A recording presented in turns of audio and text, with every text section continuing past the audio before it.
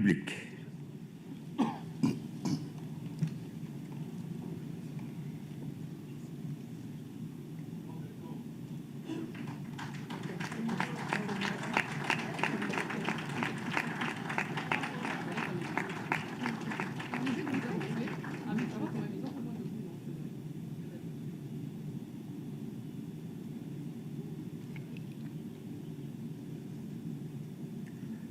Hymne national. Debout, Congolais, unis par le sang, unis dans le fort pour l'indépendance. Dressons nos fronts, longtemps au pays, et pour de bon, prenons le plus bel élan, dans la paix au peuple ardent.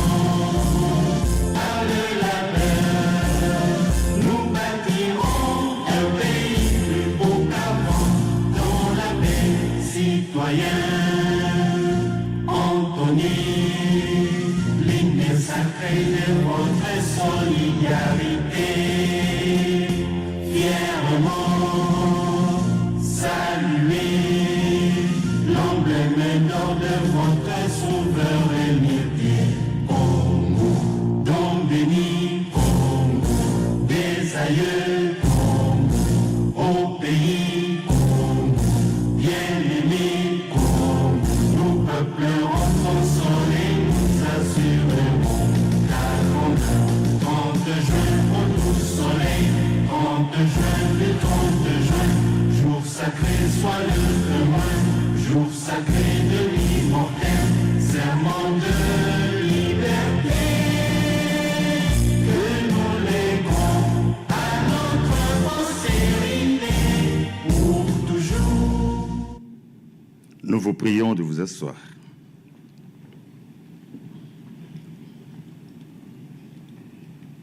Excellences, Monsieur le Président de la République, avec l'expression de nos hommages les plus déférents, sont réunis dans ce chapiteau de la Cité de l'Union africaine des patrons de presse, les journalistes, les communicateurs et les officiels pour assister à votre conférence de presse de ce jour. Avec votre autorisation, nous laissons la place à Madame Tina Salama, porte-parole du chef de l'État pour la suite de la cérémonie.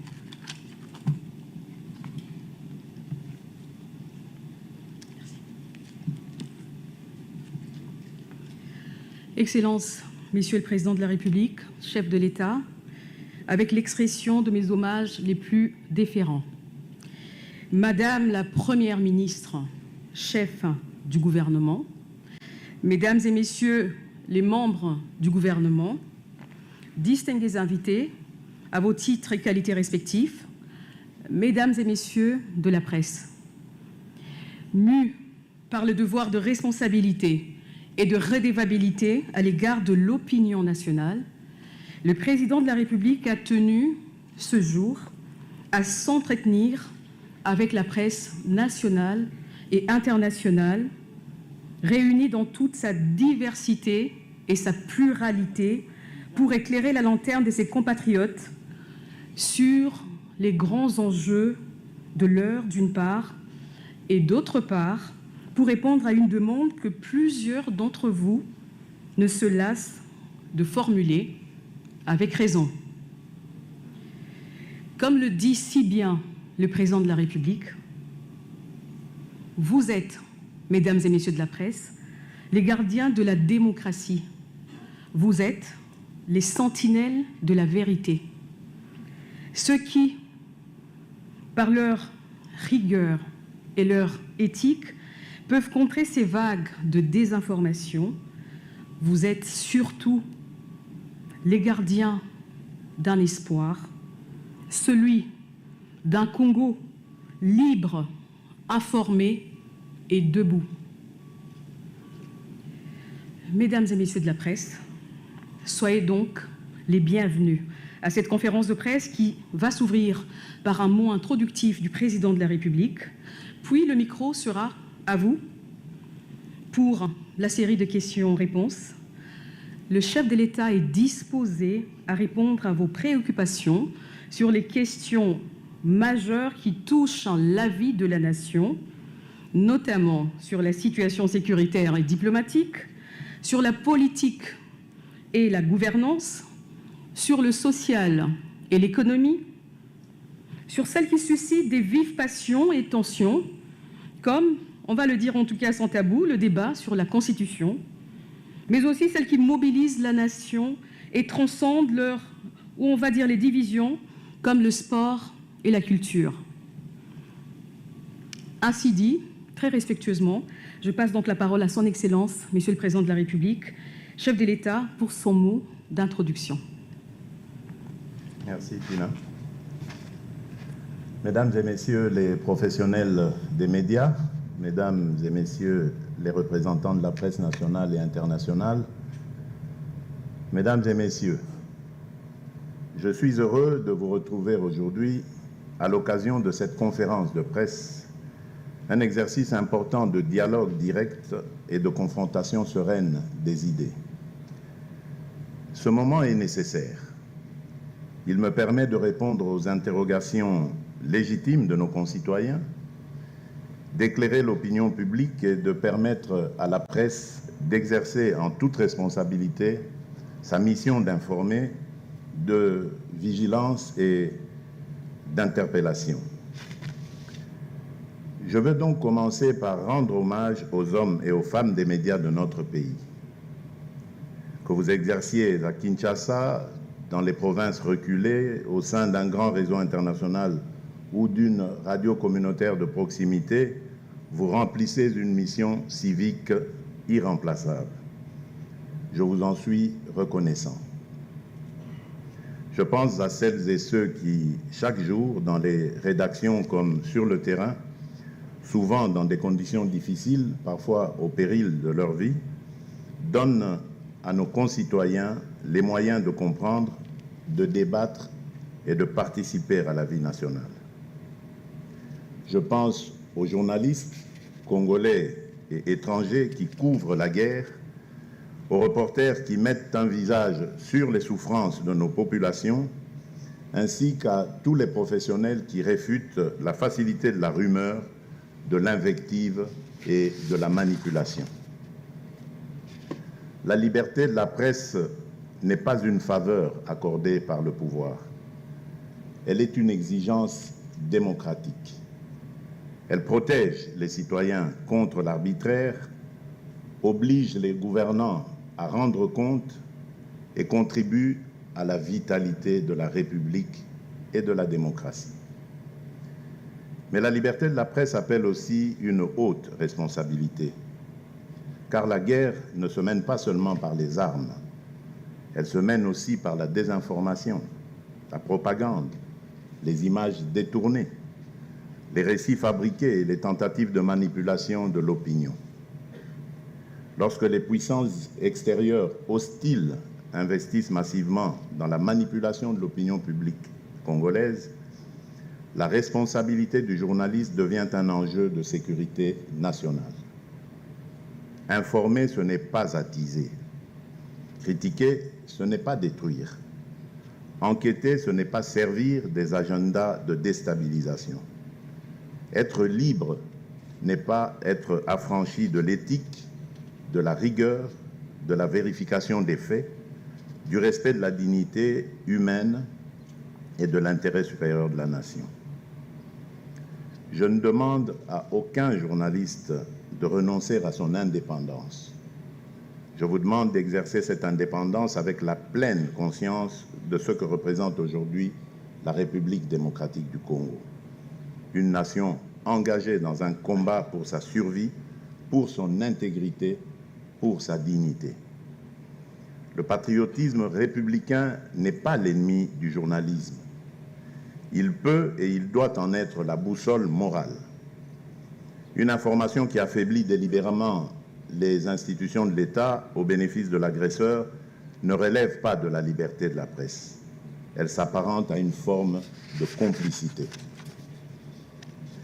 Mesdames et messieurs, depuis plusieurs années, la République démocratique du Congo endure une guerre injuste, brutale et imposée à notre peuple.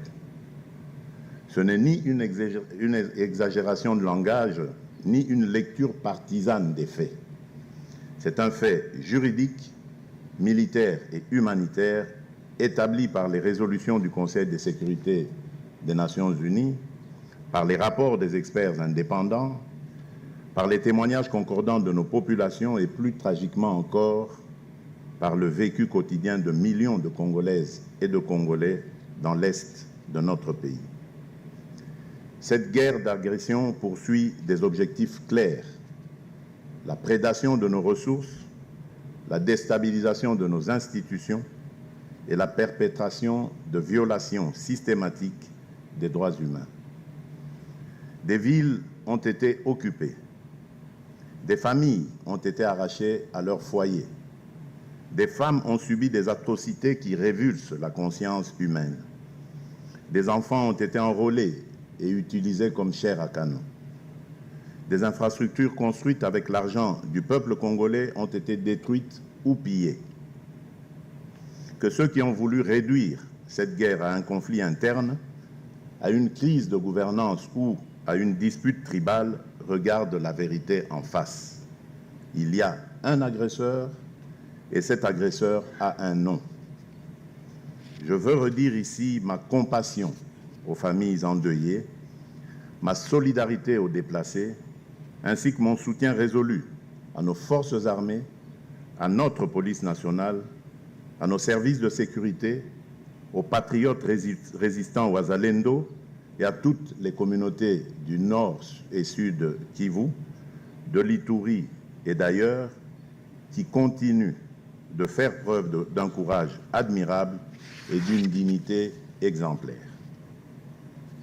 Face à cette réalité, le gouvernement de la République a pris ses responsabilités. Sur le plan militaire, nos forces armées ont démontré une détermination et un courage remarquables, souvent dans un contexte de nette asymétrie matérielle. Oui, la paix demeure notre premier objectif.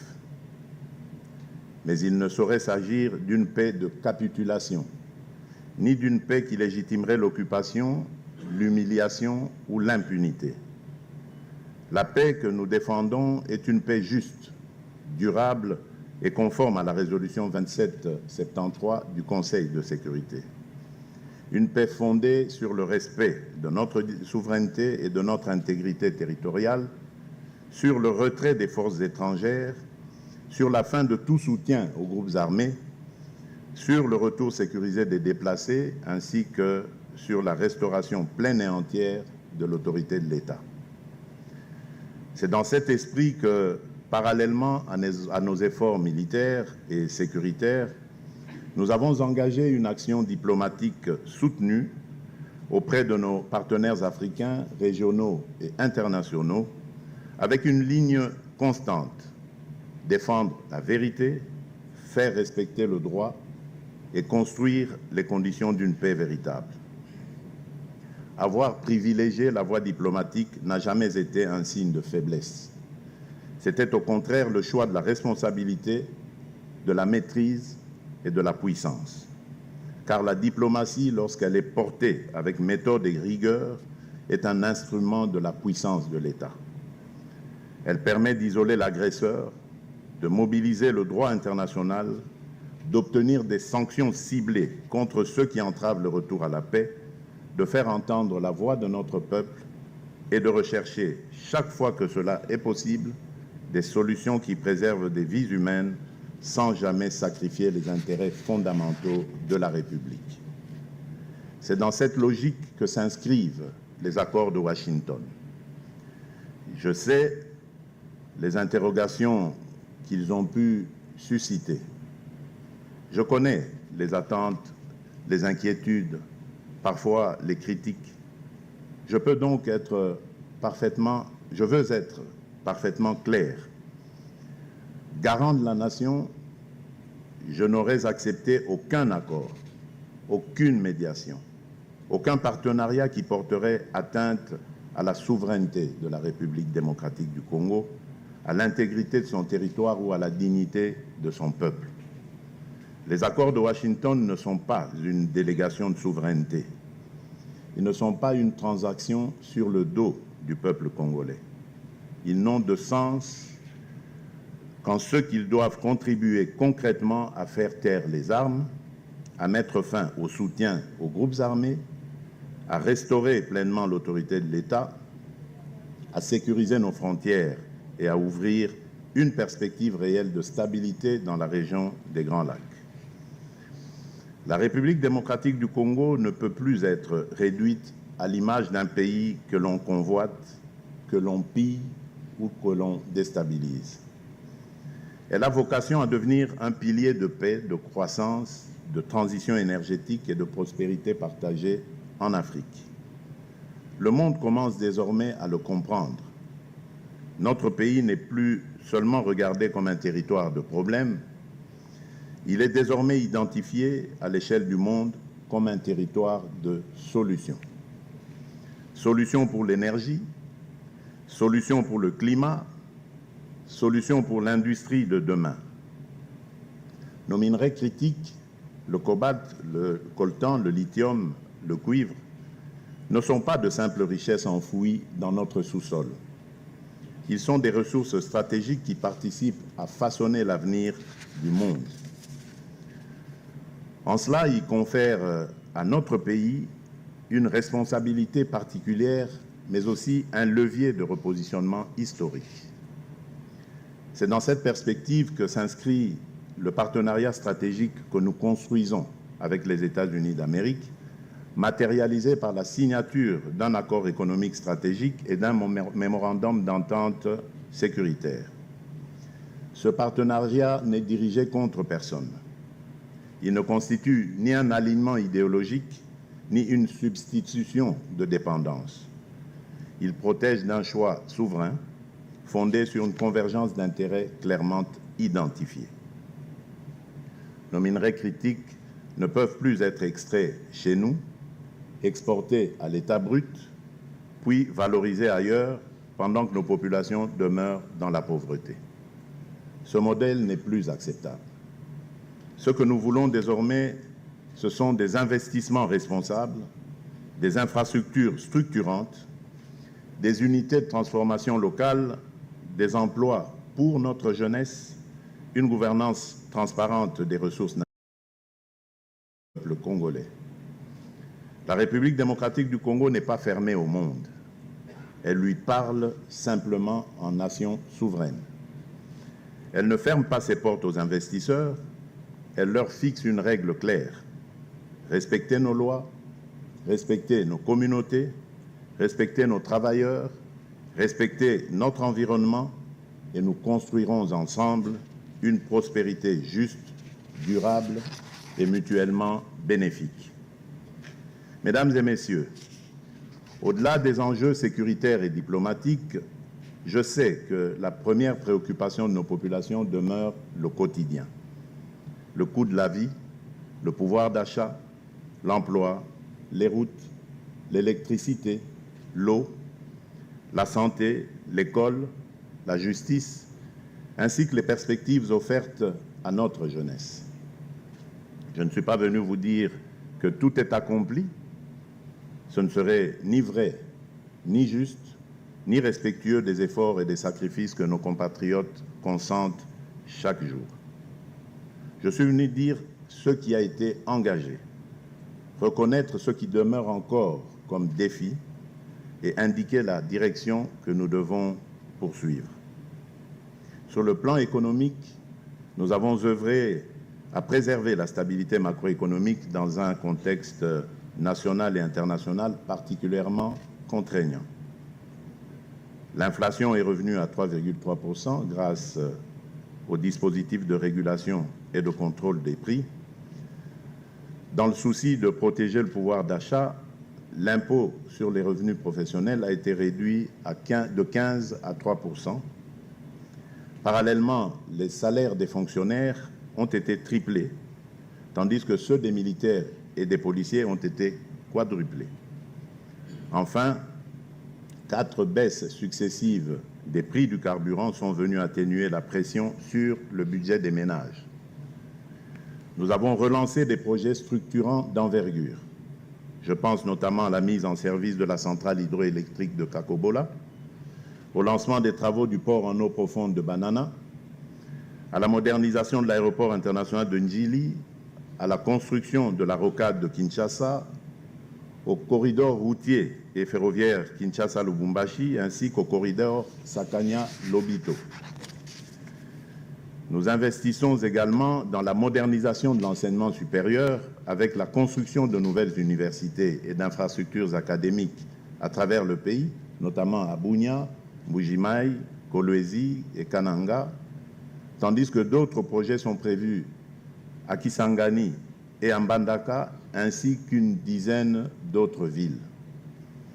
Ces investissements répondent à une ambition claire: améliorer l'accès à une éducation de qualité, décongestionner les grands centres urbains et stimuler les économies locales. Toutefois, la stabilité des grands indicateurs macroéconomiques ne saurait suffire si elle ne se traduit pas concrètement dans la vie quotidienne des ménages. Le véritable succès économique se mesure au panier de la ménagère, au revenu du travailleur moyen, à l'emploi du jeune diplômé, à la capacité d'une famille à se soigner, à se loger, à scolariser ses enfants et plus largement à vivre dignement. C'est pourquoi l'action du gouvernement doit demeurer résolument concentrée avec davantage de discipline, de constance et de méthode sur les 6 engagements que j'ai pris devant le peuple lors de mon investiture pour mon second mandat, c'est-à-dire créer davantage d'emplois et développer l'économie, protéger et renforcer le pouvoir d'achat, mieux protéger la population et le territoire, diversifier l'économie et accroître sa compétitivité, assurer un meilleur accès aux services de base et renforcer l'efficacité des services publics. J'aurai l'occasion de revenir plus en détail sur les avancées enregistrées dans chacun de ces engagements au moment de répondre à vos questions. Car oui, des choses ont été faites. Oui, des résultats existent. Et même si tout n'est pas achevé et que beaucoup reste encore à faire, le chemin parcouru est réel. Les chantiers encore ouverts sont nombreux et la vision, elle, demeure intacte. Je sais néanmoins que nos populations attendent davantage, des résultats plus visibles, plus rapides et plus justement partagés. L'heure n'est donc ni au relâchement, ni à l'autosatisfaction. L'heure est à l'accélération, à la discipline dans l'action, à l'exécution rigoureuse et à la pleine redevabilité. Mesdames et messieurs, la situation politique nationale appelle de la part de tous les acteurs un sens aigu des responsabilités. La démocratie congolaise doit demeurer vivante, exigeante et pluraliste. Le débat politique y a toute sa place. La contradiction y est naturelle. La critique y est nécessaire, légitime, mais la République ne peut se construire dans la haine permanente, dans la désinformation, dans le soupçon systématique, dans la contestation stérile des institutions et dans l'instrumentalisation de nos fragilités nationales. Je reste pour ma part ouvert au dialogue. Je l'ai toujours été lorsque ce dialogue sert la paix, la cohésion nationale, l'intérêt général et la stabilité du pays. Mais le dialogue ne peut être dévoyé en instrument de pression, de contournement des institutions ou de remise en cause de la souveraineté populaire telle que s'exprime conformément à qu'elle s'exprime conformément à la Constitution et aux lois de la République. S'agissant du débat sur la Constitution, je souhaite rappeler un principe simple. aucune question d'intérêt national ne saurait être confisquée, caricaturée ou interdite de réflexion. Mais toute réflexion sur nos institutions doit être conduite avec sérieux, avec transparence, avec méthode, dans le respect scrupuleux de l'état de droit, sans précipitation, sans manipulation et sans obsession politicienne. La Constitution n'est ni un instrument de circonstance, ni un objet de convenance. Elle est le pacte fondamental qui organise notre vie commune, garantit l'équilibre de nos institutions et protège la stabilité de la nation. Y toucher ou même en débattre exige donc de l'écoute, de la rigueur, de la responsabilité et un sens élevé de l'intérêt national. Au fond, ce dont la République a besoin aujourd'hui, c'est d'unité sur l'essentiel, de responsabilité dans la divergence et de maturité dans le débat public. Mesdames et messieurs, la République démocratique du Congo est à un tournant de son histoire, celui où elle doit assumer pleinement son destin. Notre pays n'est pas pauvre, il a été appauvri par l'histoire, par la prédation, par les guerres d'agression, par la mauvaise gouvernance, par les trafics et par trop d'occasions manquées.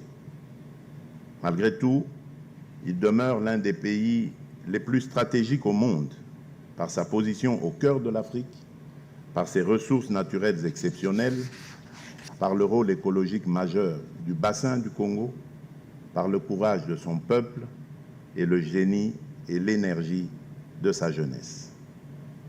Notre devoir historique est de transformer ce potentiel en puissance réelle, convertir nos ressources en emplois, nos minerais en industrie, notre jeunesse en capital humain, notre position géographique en levier de croissance, notre diversité en force et nos épreuves en sursaut national. C'est à cette tâche que je consacre mon engagement depuis mon accession à la magistrature suprême, avec le concours du gouvernement et de toutes les forces vives de la nation. La vision que je porte est celle d'une République démocratique du Congo souveraine, unie, respectée, productive, juste et ouverte au monde. Un Congo qui recherche la paix sans jamais renoncer à sa dignité. Un Congo qui coopère sans se soumettre. Un Congo qui attire les partenaires sans brader ses ressources. Un Congo qui débat sans déchirer. Un Congo qui réforme sans exclure. Un Congo qui protège ses citoyens et exige de chacun le sens du devoir national. Je connais les impatiences, je connais les frustrations, je connais les douleurs, mais je connais aussi la force du peuple congolais. Chaque fois que l'histoire a voulu nous diviser, nous avons trouvé en nous les ressources pour rester debout. Chaque fois que l'on a voulu réduire le Congo à ses crises, le Congo a rappelé qu'il était plus grand que les crises qu'il traverse. C'est à cette hauteur que je nous invite aujourd'hui. Aux Congolaises et aux Congolais, je veux dire ceci. Gardons confiance, mais demeurons exigeants. L'État doit agir davantage, mieux et plus vite. Mais la nation, elle aussi, se construit chaque jour par la responsabilité de chacun, par l'effort de tous et par la fidélité au bien commun. À vous, chers amis de la presse, continuez à questionner, à enquêter, à éclairer. Faites-le avec liberté, faites-le avec rigueur, faites-le avec conscience. Dans une démocratie digne de ce nom, la presse n'est pas l'ennemi de l'État. Elle est l'une des vigies de la République. Mesdames et messieurs, j'ai souhaité, par ces mots introductifs, fixer le cadre de notre échange. Je suis à présent prêt à répondre à vos questions. Je le ferai avec le respect dû à la presse et avec le sens de responsabilité qu'impose la charge que le peuple congolais m'a confié. La parole est à vous. Je vous remercie. Merci beaucoup, Excellence, Monsieur le Président, pour ces mots édifiants. Alors, qui se lance? Qui sera le premier à poser la question? Tout le monde? N'oubliez pas que je suis journaliste aussi. Je suis journaliste de formation. Vous permettez? Je demande aux aînés, si je peux me permettre de commencer par la première question. Monsieur le Président, c'est pour détendre l'atmosphère. Je vous sentais un tout petit peu crispé et c'est pour vous accueillir ici, chez nous. En tout cas, bienvenue. On est tous contents que vous soyez là, que vous ayez répondu à notre invitation. Alors, Monsieur le Président, je me permets, on dit que vous n'étiez pas au pays, vous étiez au Stade de France à Paris pour le double concert de Fally Ipupa. Comment c'était? Dites-nous. Je vous jure que si mon agenda me l'avait permis, j'aurais été là-bas. Malheureusement,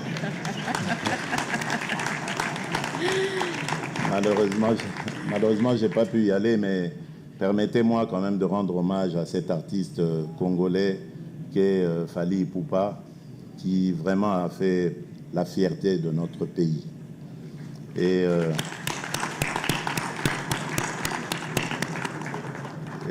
il a mobilisé toute la France et focalisé son attention sur la République démocratique du Congo et à la fois toute l'Afrique aussi, parce que beaucoup d'Africains s'étaient déplacés. Et n'en déplaise aux rabat-joie, aux pourfendeurs, je crois que c'est vraiment le modèle d'un soft power dont notre pays a besoin. Et il faut continuer comme ça. Je vous encourage à aller, par exemple, au prochain concert de Koffi Olomide au stade Roi Baudouin. J'ai appris aussi que Werason a un forêt nationale. C'est toutes des salles mythiques européennes, des endroits mythiques qui vraiment font la fierté, contribuent au soft power congolais.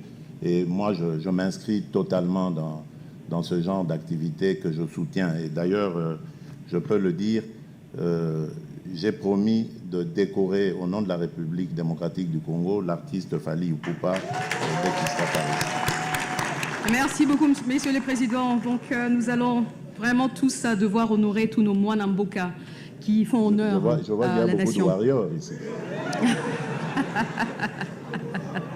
Les Gaulois sont là. Soyez pas jaloux, nous aimons aussi faire Gola. Alors, mesdames et messieurs de la presse, je vous rappelle les principes quand même. C'est que nous allons avoir différentes thématiques. Je pense les avoir citées ici. J'y reviens alors. Nous allons parler de la situation sécuritaire et diplomatique. Donc, si vous avez une question dans cette thématique-là, vous posez cette question. Sinon, vous allez attendre une autre thématique. La deuxième, nous parlerons de la politique et de la gouvernance. Ensuite, nous parlerons du social et de l'économie. Et enfin, nous allons quand même revenir sur d'autres sujets d'actualité qui n'auront pas été abordés. Donc, soyez vraiment patients. Si vous sentez que votre question n'est pas dans la thématique abordée, attendez juste un peu. On est d'accord?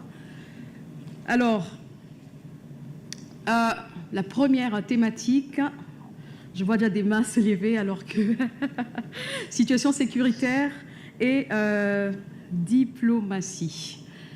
Je rappelle le principe encore une fois, pas de commentaires, pas de questions à plusieurs volets, une seule question claire, concise, précise.